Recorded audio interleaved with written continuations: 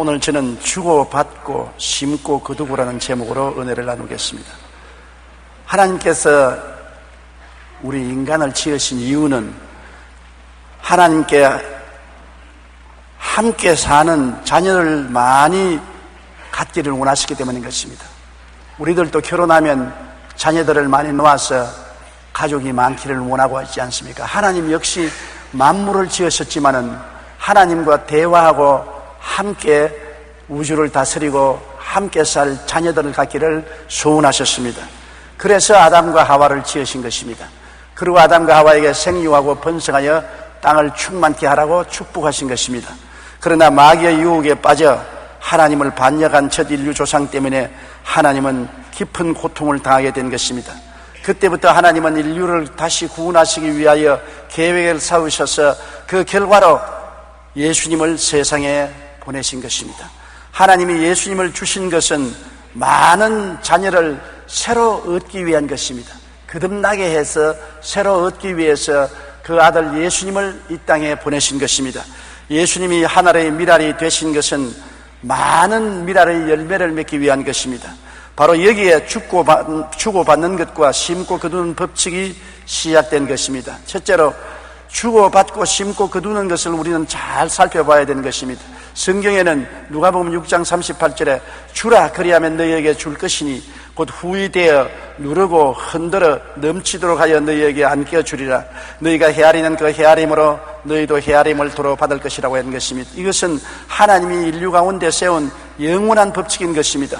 주어야 받지, 주지 않고 받는 것은 강도요 도적이요 포악한 행동인 것입니다. 주면 자연적으로 돌아오는 것입니다.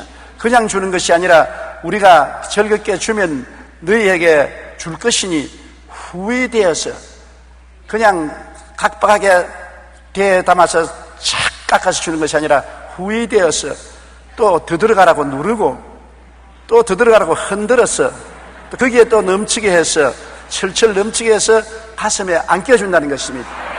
나는 이 성경을 읽을 때마다 우리 시대의 며느리들을 생각하는 것입니다. 요사의 며느리는 집에서 큰 소리하고 시어머니 시아버지가 절절 매지만은 옛날 며느리는 집에서 고생 많이 했습니다. 고추 당추 맵다 말라 시집살이 더 맵더라고. 시아버지 시어머니 시누이 눈치 아래 고생을 많이 했습니다. 그래서 모처럼 친정에 한번 다녀오면 눈물이 얼굴을 가립니다.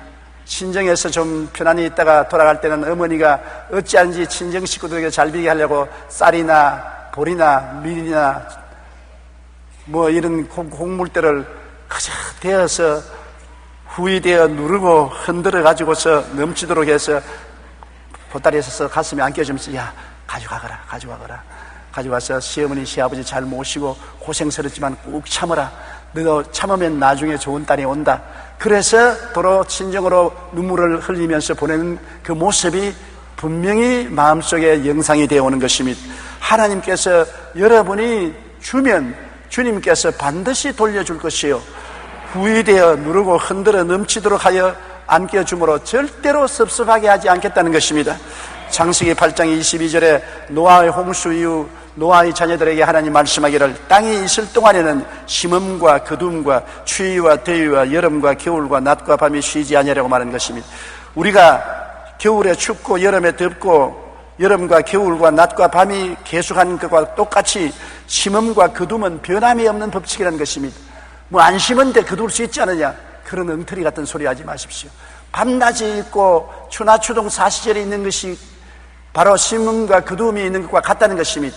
추나추동이 사라지고 밤낮이 사라지면 심음과 거둠도 사라질지 모르지만 그것이 있는 이상은 심고 거두는 법칙은 사라지지 않는다고 하는 것입니다. 예수님께서도 옥토에 뿌린 씨에 대해서 말씀하셨습니다. 마태복음 13장 23절에 좋은 땅에 뿌려졌다는 것은 말씀을 듣고 깨닫는 자니 결실하여 어떤 것은 100배, 어떤 것은 60배, 어떤 것은 30배가 되느니라.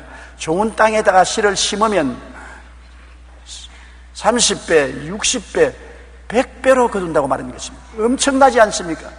하나의 미랄을 심었는데 그 미랄이 30배가 되고 60배가 되고 100배가 된다는 것입니다. 그렇기 때문에 축복의 근원은 심는 데 있지 심지 않고 축복을 받을 수가 없는 것입니다. 톰 버클리 보드는 CEO의 책꽃이라는 책에서 20세기의 몇몇 거부들의 성공 비결을 설명했는데 이들은 먼저 철저한 11조와 베푸는 삶을 살았습니다. 록펠러는 11조를 하는 이유에 대해 하나님이 내게 돈을 주셨으니 내가 11조 하지요. 그렇게 간단히 말했습니다. 그런 그가 그렇게 말했는가 하면 폰드는 신명기 8장 18절을 인용했습니다. 내 하나님 야훼를 기억하라. 그가 내게 재물을 얻을 능력을 주셨습니다. 하나님이 재물을 얻을 능력을 주셨으므로 하나님이 주신 재물 중에 10분의 1을 바치는 것은 당연하지 않느냐고 말하는 것입니다. 제임스 월비는 이렇게 말했습니다. 나의 성공 비결은 아주 간단합니다.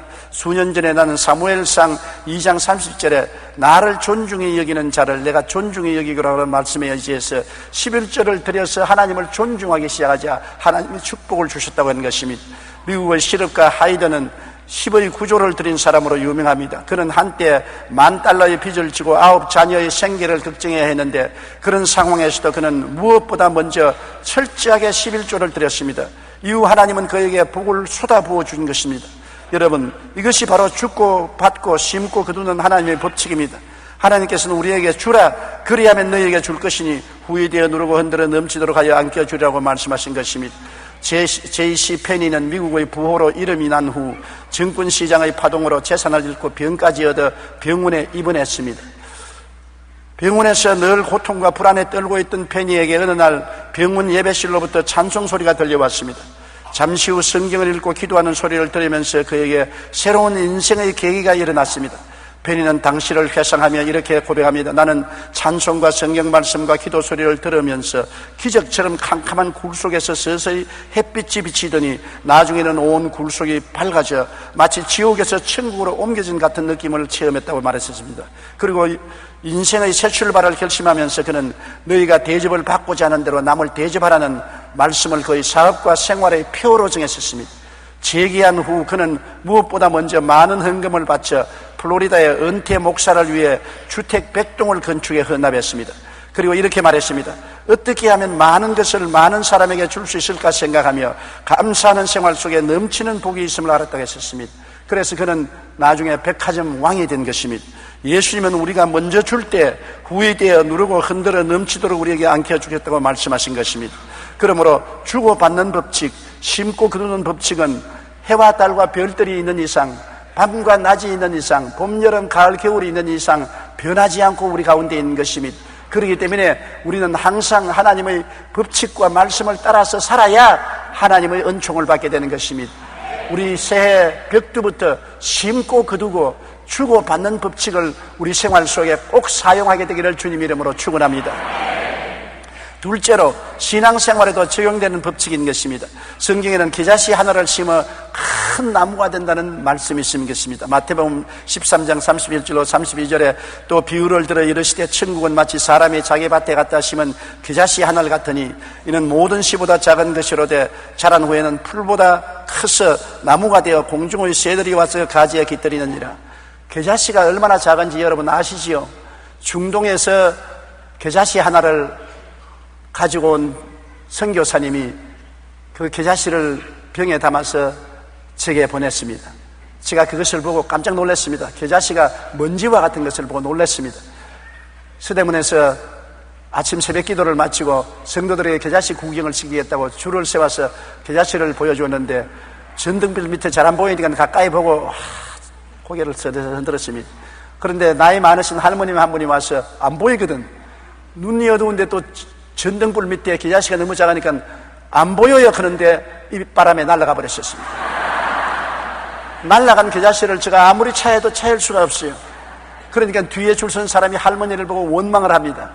그때 성령께서 내게 말씀하시기를 이 사람아 겨자씨가 얼마나 작은 것 알았지? 그러나 너 믿음이 저 겨자씨 하나만 있어도 이 산들을 명하여 저 바다에 던지려도 된다. 믿음이 크고 적은 것을 탓하지 말라. 믿음을 사용할 줄 알아야 된다. 이런 교훈을 하나님께서 제게 주신 것입니다. 여러분, 우리가 천국의 법칙을 알아야 되는 것입니다. 겨자씨만한 것이라도 심어야 돼요. 안 심으면 아무것도 돌려줄 것이 없습니다. 겨자씨라도 심어야 이것이 자라서 하나님 나라 법칙은 큰 나무가 되는 것입니다. 우리는 믿음의 씨앗을 심고 크게 거둘 것을 기대해야 되는 것입니다. 농부가 밭에 아무 씨앗도 심지 않고 논두렁에 앉아서 밤새도록 철야기도 하면서 곡식을 많이 추수하게 해주시옵소서 기도해도 소용이 없습니다. 하나님은 심어라. 그러면 심은 것을 복주어 30배, 60배, 100배로 축복해 주겠다고 말씀하실 것입니다. 갈라디아서 6장 7절로 8절에 스스로 속이지 말라. 하나님은 업신여김을 받지 아니하시나니 사람이 무엇으로 심든지 그대로 거두리라. 자기의 육체를 위하여 심는 자는 육체로부터 썩어질 것을 거두고 성령을 위하여 심는 자는 성령으로부터 영생을 거두리라. 여러분, 우리가 이 세상에 살면서 실제적으로 씨앗을 심는 것과 함께 우리의 행동도 씨앗인 것입니다. 우리가 부정과 불의와 불결과 나쁜 행실로 심어놓고 난 다음 입 닦아버리고 아무도 못 봤으니 내 행동이 드러나지 않을 것이라고 생각하는데, 하나님은 우리 행동을 씨앗으로 보시는 것입니다. 우리가 아무도 안 보는 데 심어놓아도 그것은 열매를 맺게 되는 것입니다. 아무리 안 보는 데서 밭을 갈고 씨를 뿌려도 그 씨는 싹이 나고 열매를 맺고, 만 사람이 보는 앞에서 밭에 씨를 심어도 그 씨는 싹이 나고 잎이 나고 열매를 맺게 되는 것입니다. 우리의 삶의 행동에서 육신의 정욕, 안목의 정욕, 이 세상 자랑을 따라 심어놓으면 반드시 환난과 고통과 괴로움으로 거두게 되는 것입니다. 원망할 것이 없습니다. 내가 심어놓은 곳 내가 책임지고 거두게 되는 것입니다. 하나님이 용서해주고 사랑해 주시지만은 용서와 사랑과 거두는 것은 다른 것입니다. 용서와 사랑은 하나님께서 잘못했음에도 불구하고 우리를 다시 재기할 수 있도록 허락해 주시는 것이지만, 심은 것은 거두어야 되는 것입니다. 콩 심은 데 콩 나고 팥 심은 데 팥 나는 것입니다. 그와 같이 우리의 행동도 우리가 미워하고 싫어 분노하고 질투하고 사람을 못 살게 굴고 잘못 심어 놓으면 그것이 내게서 떠나가고 난 다음에 내게 안 돌아올 줄 같아도 나중에 반드시 돌아옵니다. 큰 나무가 되어서 돌아오는 것입니다. 나중에 큰 환난과 고통과 괴로움으로 돌아오는 것입니다. 그렇기 때문에 무엇을 행하든지 우리가 하나님을 우습게 여기시면 안 됩니다. 여기에 하나님은 업신여김을 받지 않는다는 것입니다. 하나님을 업신여기고 내가 무슨 행동을 하든지 아무도 못 봤으니 뭐 내가 걱정할 건 무엇이냐고 하는데, 그렇지 않습니다. 하나님 우습게 생각하면 안 되는 것입니다. 하나님의 법칙이 우주에 있는 것입니다. 내가 심은 대로 거두게 되는 것입니다. 내가 성령으로 말미암아 사랑과 희락과 화평과 오래 참음과 양성과 충성과 온유와 절제로 심어놓으면 그것이 30배, 60배, 100배가 돼서 거두게 되고, 그것이 내가 못 거두면 내 자손대라도 거두게 되는 것입니다. 반드시 믿음의 씨앗을 심고 크게 거둘 것인 것입니다. 그러므로 우연이라는 것은 없다는 것을 알아야 되는 것입니다. 심는 자는 잘 심으면 큰 축복을 받습니다. 고린도후서 9장 6절로 9절에 이것이 곧 적게 심는 자는 적게 거두고 많이 심는 자는 많이 거둔다는 말이로다. 각각 그 마음에 정한 대로 할 것이요 인색하거나 억지로 하지 말지니 하나님은 즐겨내는 자를 사랑하시느니라. 하나님이 모든 은혜를 너희에게 넘치게 하시나니 이는 너희로 모든 일에 항상 모든 것이 넉넉하여 모든 착한 일을 하게 하심이라. 우리 예수 믿는 사람들이 모든 일에 항상 모든 것이 넉넉하여 모든 착한 일을 넘치게 하시기를 하나님은 원하시는 것입니다. 예수 믿는 사람들이 영혼이 잘됨같이 범사에 잘되며 강건하기를 원하시는 것입니다. 아무리 부귀영화 공명이 있다도 영혼을 잃어버리면 아무런 행복도 기쁨도 없는 것입니다. 또 아무리 영혼이 잘되더라도 사업이 망해서 거지가 되어서 남에게 구걸하고 다니면 축복이 안 되는 것입니다. 아무리 영혼이 잘되고 범사가 잘되어도 돈 100만 불을 가지고도 암이 걸려서 들어누워 죽게 되면 행복도 없는 것입니다. 인간의 참 행복과 기쁨은 삼중 축복을 받아야 되는 것입니다. 영혼이 잘됨같이 범사에 잘되며 강건하고 생명을 얻되 풍성하게 얻는 전인구원을 받아야 되는 것입니다. 이 전인구원을 받기 위해서는 심고 거두는 법칙을 사용해야 된다는 것입니다. 적게 거두면 적게 거두고 많이 심으면 많이 거두는 것입니다. 심고 난 다음에 하나님의 축복을 구하면 하나님이 축복을 허락해 주신다는 것입니다. 오늘날 우리들은 우연히 인간의 노력으로 축복을 받는 줄 생각하지만 인간의 노력으로 축복받는 것은 얼마 가지 않아야 바람에 날아가 버리고 마는 것입니다.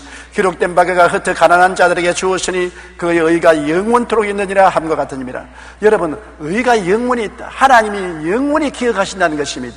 내가 가난한 사람에게 흩어준 것은 영원히 기억한다. 내가 날 위해서 우리 가족 위해서 먹고 마시고 잘 입고 잘 사는 것은 하나도 기억하지 않습니다.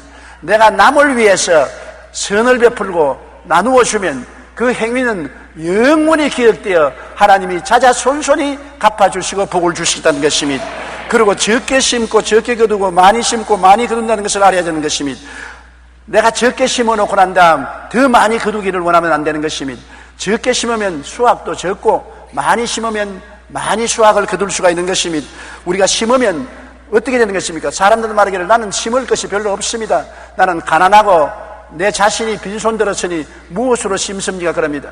심을 마음이 있어 기도하면 심을 씨를 주시고 먹을 양식을 주시고 심게 도와주시는 것입니다.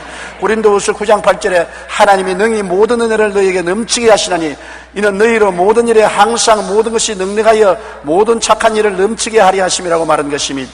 그리고 심은 자에게 도우시는 하나님이 고린도후서 9장 10절로 11절에 심는 자에게 씨와 먹을 양식을 주시는 이가 보십시오. 심는 자에게 심을 수 있는 씨를 주시고 그 따라서 먹을 양식을 주시는 것입니다.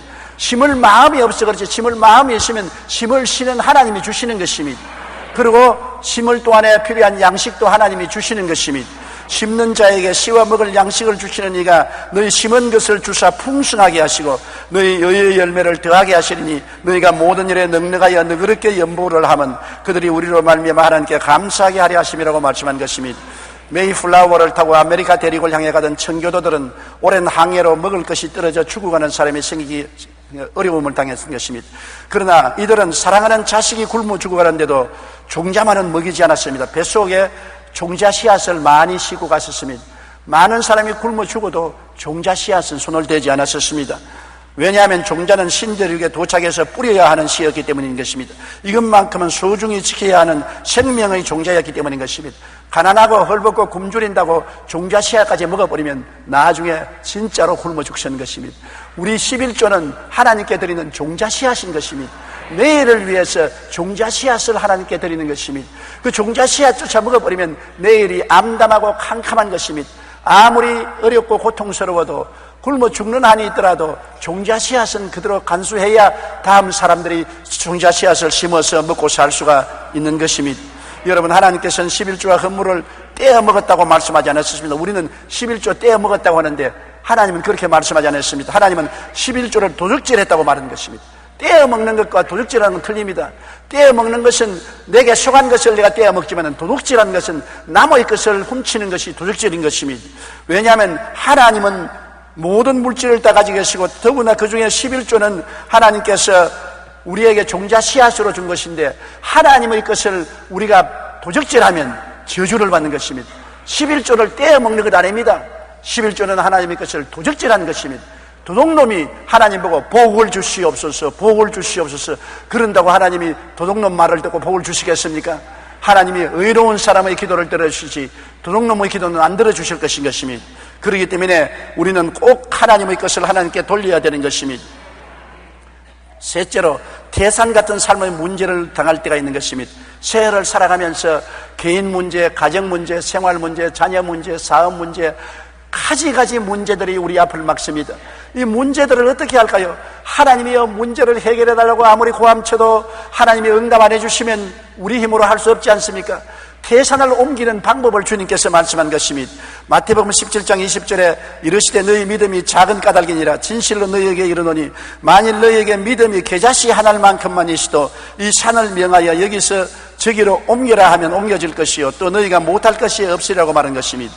믿음이 없어서 당황하는 제자들에게 주님께서 이 말씀을 하신 것입니다. 벙어리 되고 귀신 들린 아들을 데리고 왔는데 제자들이 이 귀신되고 벙어리 된 아들을 고치지 못했습니다. 예수님이 산에서 내려와서 베드로와 야고보와 요한과 함께 오니 사람들이 제자들을 몰아세우고 있고 제자들이 당황해 있었습니다. 예수님은 당장 그 아들을 데려다가 귀신을 쫓아내고 고쳐주셨습니다.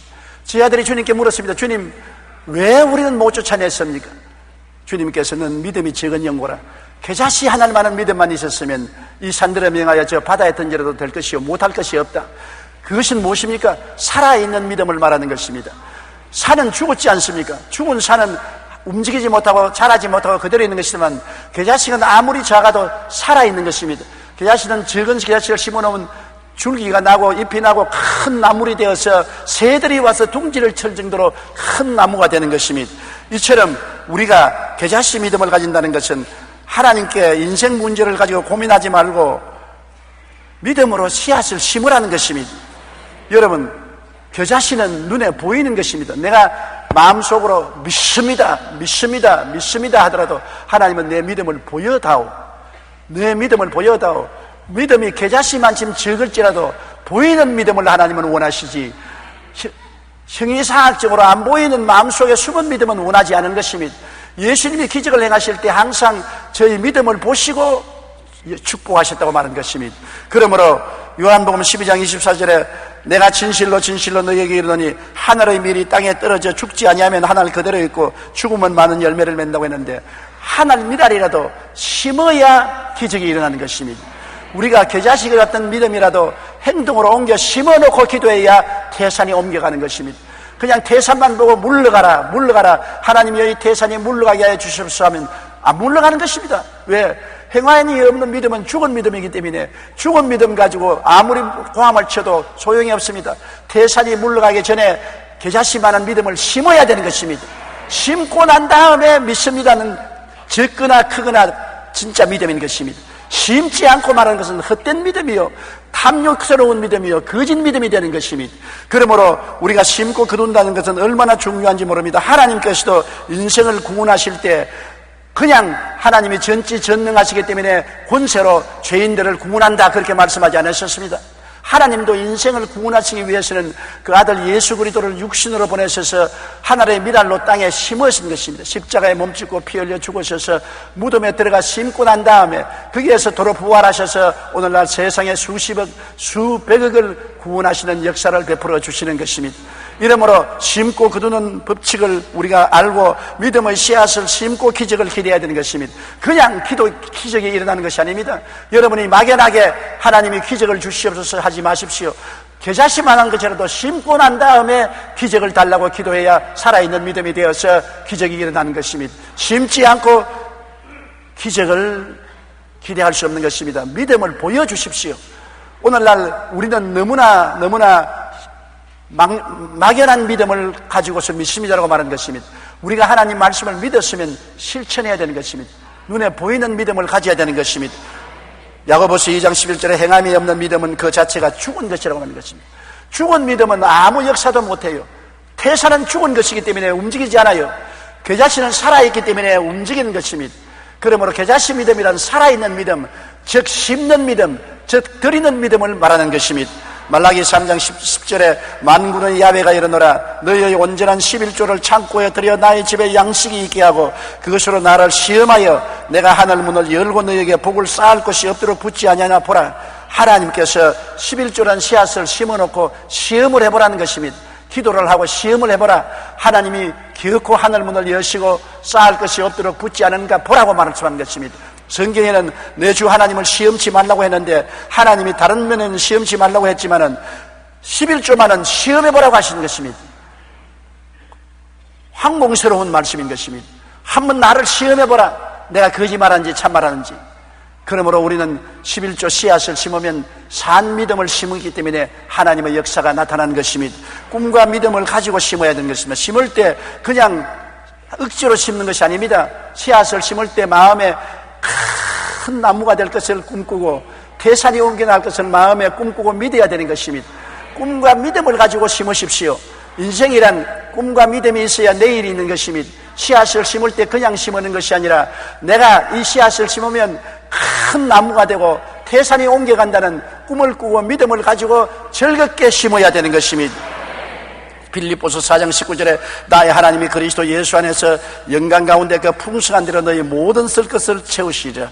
마게도니아 교인들이 감옥에 갇힌 바울에게 선교비를 보냈습니다.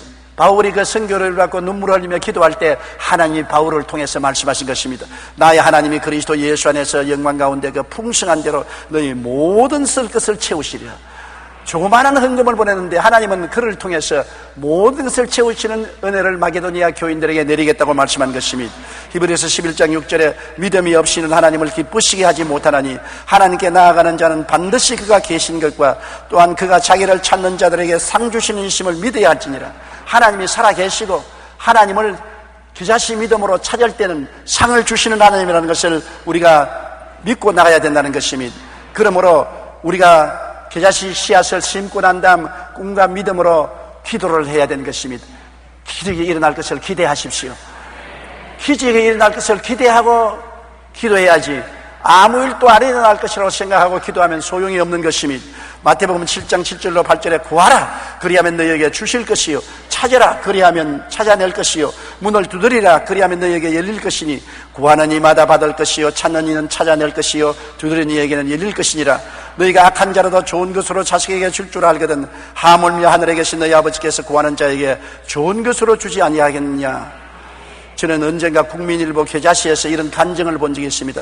서울에 한 사업가가 있었는데 사업을 하던 중에 부도가 났습니다. 그때 손에 남은 돈은 500만 원밖에 없었습니다. 그래서 마지막 남은 돈으로 필리핀의 파나이 섬에 교회를 지어 하나님께 바치기로 작정하고 남은 마지막 돈을 선뜻 내놓았습니다. 마침내 교회 지을 돈이 없어서 나무 밑에서 예배를 드리던 필리핀 사람들이 그 돈으로 교회를 건축하여 교회 이름을 부도난 교회라고 이름을 붙였습니다. 왜냐하면 부도난 사람이 돈을 줬다. 왜 그 이름을 붙였느냐 하면 한국의 사업가를 잊지 않고 언제나 기도하기 위해서 교회 이름만 보면 부도난 사업가를 축복하여 주시옵소서 그렇게 하는 것입니다. 그리고 매일 그를 위하여 기도했습니다. 그런데 놀라운 일이 일어났습니다. 부도가 났던 그 사업가의 사업이 다시 일어나 오늘 번창한 기업으로 변화되었다는 기사를 읽어본 적이 있는 것입니다. 태산 같은 삶의 문제를 당했을 때 믿음의 씨앗을 먼저 심으면 풍성한 열매를 거둘 수가 있습니다. 이것이 바로 심고 거두는 법칙인 것입니다. 문제만 있는 것이 아니라 해답도 있는 것입니다. 그 해답은 꿈과 믿음을 가지고 믿음의 씨앗을 심을 때 기적이 일어날 것을 기대하고 기도하면 하나님이 문제를 해결해 준다는 것입니다. 태산은 겨자씨만한 믿음 앞에서 물러갑니다. 태산이 움직이기 위해서 큰 반석이 때려야 되는 것은 아닙니다. 겨자씨만한 믿음, 살아있는 믿음을 심고 하나님께 꿈과 믿음을 가지고 기적이 일어날 것을 기도하고 기도하면 역사가 일어나서 태산이 옮겨가는 기적이 일어난다는 것입니다.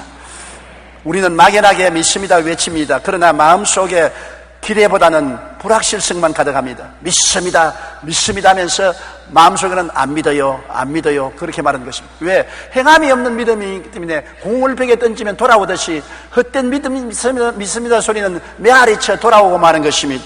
그러나 확실한 믿음은 주고받고 심고 거두는 법칙을 적용할 때 가질 수 있는 것입니다. 내가 심고 난 다음 기도하면 적어도 의지할 때 있는 것입니다. 하나님 말씀대로 내가 심었으니 기적이 일어날 것을 기대합니다. 심었으니 이 씨앗이 반드시 자랄 줄 믿습니다. 내가 심은 대로 나무가 자라고 잎이 나고 꽃이 피고 열매를 맺을 줄 믿습니다. 심어놔야 의지할 때가 있고 흔들리지 않는 믿음을 가질 수 있지, 심지 않고 믿습니다는 허공을 치고 메아리 치는 것이요 헛된 공간을 울리는 것밖에 되지 않은 것입니다. 그렇기 때문에 우리가 새해를 살 때는 주고받고 심고 거두는 법칙을 반드시 적용해야 되는 것입니다. 주지 않은데 돌려주지 아니하고 심지 않은데 거두지 않는 것입니다. 그러므로 우리는 이 법칙을 신년벽두에 알고서 사용해야 되는 것입니다. 독일의 사회학자이자 경제학자인 막스 베버는 자본주의와 기독교의 관계를 연구하여 프로테스탄트 윤리와 자본주의 정신을 썼는데 그는 이렇게 말했습니다. 기독교가 가는 곳마다 경제가 살아난다. 기독교 국가가 모든 국가 위에 머리가 된다. 예수를 잘 믿는 가정이 그렇지 않은 가정 위에 머리가 된다. 이러한 이유는 막스 베버는 성경 안에서 찾은 것입니다. 막스 베버는 유명한 경제학자입니다. 그는 한 말이 기독교가 들어가는 나라마다 경제가 흥하고 기독교를 잘 믿는 가정마다 흥한다. 왜? 심고 거두는 법칙을 사용하고 주고받는 법칙을 기독교에는 사용하기 때문인 것입니다. 세상은 전부 내 중심으로 삽니다. 내게 주시옵소서 주시옵소서 하고 삽니다. 그러므로 심지 않은 경제를 가짐으로 자라지 않습니다. 예수 믿는 사람은 주고 사는 것입니다. 그 나라와 그 일을 먼저 구하고 주고받고 심고 거두는 법칙을 사용하기 때문에 나라의 경제도 개인의 경제도 자라고 머리가 되고 꼴이 되지 않고 위에 있고 아래 내려가지 않고 남에게 꾸어줄 줄도 꾸지 않습니다. 세계적인 경제학자인 영국의 알프레드 마샬은 인류의 오랜 역사를 통해 생존과 발전에 가장 중요한 영향을 미친 두 요인은 종교와 경제라고 말하는 것입니다. 그러면서 교회가 건강하고 사람을 살리는 사역을 하고 어려운 사람을 돌보는 일에 관심을 가지기 시작하면 경제도 건강하게 되어 자연히 국가 경제가 성장하여 그 나라와 민족이 순탄하게 된다는 것입니다. 여러분, 우리나라 교회는 어떻습니까?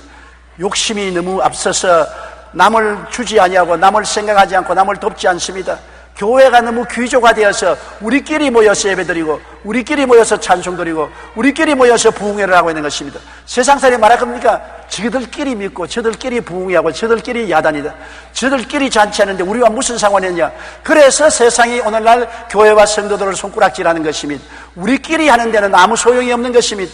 우리가 함께 기도하고 함께 은혜를 받고 함께 힘을 모아서 밖으로 나와 병들고 죽어가고 소외되고 불쌍한 사람들을 도와야 되는 것입니다. 그럴 때 축복받는 것입니다. 이것은 성경만 말하는 것이 아니라 종교학자가 그렇게 말하는 것입니다. 건강한 교회는 살리는 사역을 하고 어려운 사람들을 돌보는 일에 관심을 가지기 시작하면 경제도 건강하게 되어 자연히 국가 경제가 성장하여 그 나라와 민족이 순탄하게 된다고 말하는 것입니다. OECD 국가 중 상위에 속하는 미국, 스위스, 덴마크, 스웨덴, 독일 등은 대부분의 기독교 국가임은 이를 잘 증명합니다. 왜 그렇습니까? 하나님이 높이는 개인과 민족은 망하지 않습니다. 우리가 이 땅에 살면서 심고 거두는 법칙은 자연적인 법칙이요 영적인 법칙이라는 것을 알아야 되는 것입니다. 성경에는 제가 나를 사랑한 적 내가 저를 건지리라, 제가 내 이름을 안 적 내가 저를 높이리라고 하는 것입니다. 우리가 어려움에서 건짐을 받고 높임을 받는 것은 하나님을 알아야 되는 것입니다. 하나님을 안다고 하면서 탐욕으로 주시옵소서만 하고 하나님께 드리고 받고 심고 거두는 법칙을 사용한다면 안 한다면 하나님을 아는 것이 아닌 것입니다. 그러므로 여러분 금년 새해 하나님이 여러분을 손잡아 건져주시고 여러분을 오른손으로 높여주시기 위해서는 주고받는 법칙을 사용하고 심고 거두는 법칙을 사용하시기 바랍니다. 그럴 때 비로소 여러분의 기도를 통하여 영혼이 잘되고 범사에 잘되며 강건하고 생명을 얻되 풍성하게 얻는 하나님의 축복을 여러분에게 허락해 주시는 것입니다. 고개 숙여 기도드리겠습니다. 하나님 우리 아버지여, 오늘 우리가 새해를 맞이해서 우리의 실천 생활을 어떻게 할 것을 보여주신 것을 감사합니다. 아버지여, 예수님도 자기 생명을 주시고 난 다음에 많은 생명을 건져주셨은 것입니다. 하나님도 아들을 심으시고 난 다음에 많은 생명의 열매를 거두셨습니다. 내 아버지 하나님이시여, 이것이 밤낮의 법칙과 같고 봄, 여름, 가을, 겨울의 법칙과 같이 심고 거두는 법칙은 영원한 것이옵니다. 내 아버지 하나님이 영원한 법칙을 거역한 개인과 나라는 망하고 이 영원한 법칙을 순종하는 나라와 개인은 흥합니다. 내 아버지 하나님이시여, 그러므로 우리는 새해에는 더욱 열심으로 하나님께 심고 열심으로 이웃을 돕는 생활을 하게 도와주시옵소서. 사랑을 나누고 행복을 나누는 우리들이 되게 도와주시옵소서. 그러면 우리에게 더 큰 사랑이 오고 더 큰 행복이 온다는 것을 알게 도와주시옵소서. 주라, 그리하면 돌려줄 것이니 곧 후회되어 눌러 흔들어 넘치게 해서 너에게 안겨주려고 하신 이 말씀을 잊지 말게 도와주시옵소서. 남에게 대접을 받고자 하는 먼저 남을 대접하라고 하신 이 말씀을 잊지 말게 도와주시옵소서. 심고 거두는 법칙을 잊지 말게 도와주시옵소서. 예수님 이름으로 기도드리옵나이다. 아멘.